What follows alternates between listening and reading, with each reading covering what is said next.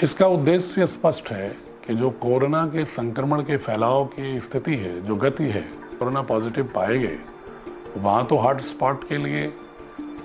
WHO के, भारत सरकार के, प्रदेश सरकार के सभी मानकों के अनुसार कार्रवाई कर रहे हैं। कहीं NRC, NPR, CA का सर्वेक्षण तो नहीं है। जिस फॉर्मेट में स्पष्ट रूप से कोई डॉक्यूमेंट किसी से न मांगा जा रहा है, न उनके पिता या किसी के बारे में जन्मतिथि या कोई ऐसी सूचना मांगी जा रही है कि कुछ एक लोग ये भी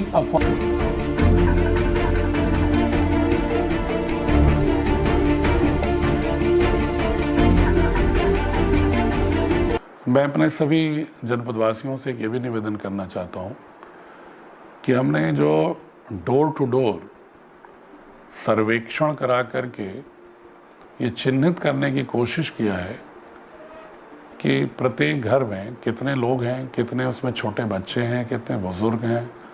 कितने लोग एक महीने के अंदर विदेश से आए हैं या कितने लोग देश के अन्य हिस्सों से आए हैं।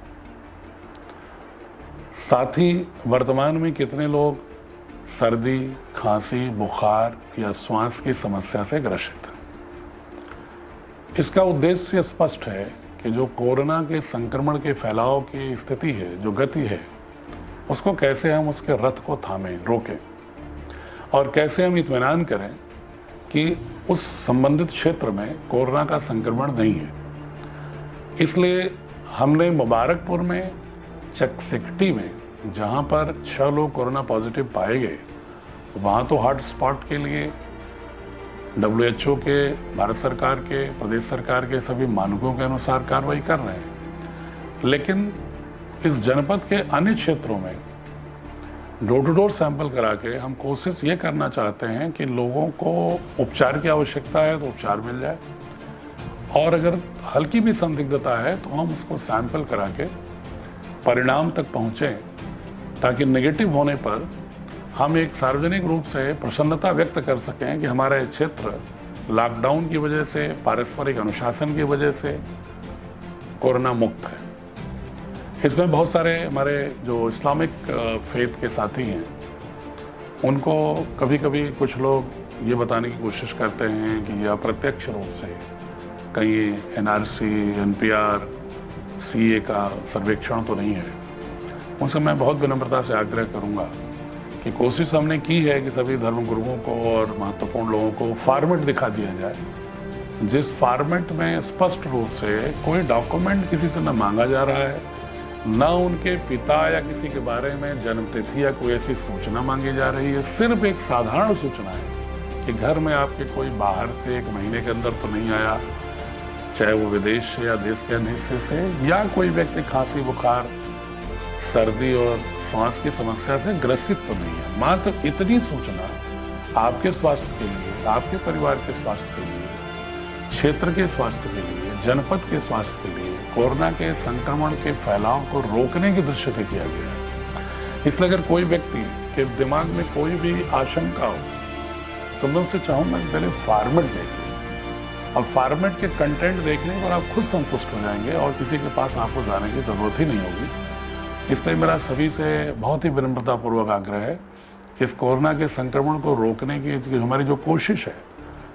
उस पर विश्वास करते हुए सहयोग करें, ताकि 100% डोर टू डोर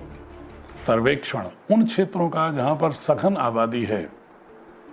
उनका करते हुए उसमें हम एक सैंपलिंग करा के एक नतीजे तक पहुंच जाए। मैं ये भी स्पष्ट करना चाहूँगा कि कुछ एक लोग ये भी अफवाह फैलाते हैं कि जैसे ये डोर टू डोर सैंपलिंग सिर्फ उन्हीं क्षेत्रों में हो रही है जहाँ मुस्लिम आबादी है। मैं उनसे बहुत ही विनम्रतापूर्वक बताना चाहता हूँ कि इसमें ऐसी कोई क्राइटेरिया नहीं है। हमने अपने जनपद के अंदर जो क्राइटेरिया निर्धारित किया वो सारे नगर क्षेत्र जितने थे उनका सबके 100% करा रहे हैं, और ग्रामीण क्षेत्रों में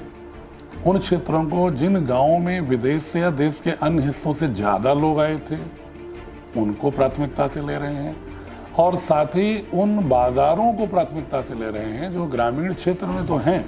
लेकिन वो बाज़ार के केंद्र हैं, व्यापारिक केंद्र हैं। वहाँ पर कई गाँव के लोग आते जाते हैं, जहाँ पर परस्पर मुलाकात और संक्रमण के फैलाव की संभावनाएं ज़्यादा है। इसलिए ये क्राइटेरिया, ये मानक स्पष्ट रूप से वैज्ञानिक आधार पर है,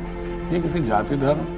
या किसी अन्य आधार पर नहीं है। जहाँ पर ह्यूमन डेंसिटी ज़्यादा है, या जहाँ पर विदेश या अन्य हिस्सों से लोग ज़्यादा आए, या जहाँ बाजार जो व्यापारिक केंद्र हैं। इसलिए मेरा आपसे आग्रह है कि सभी लोग सहयोग करें ताकि जनपद को हम एक प्रयास करके संक्रमण मुक्त क्षेत्र की ओर आगे अग्रसरित कर सकें। धन्यवाद।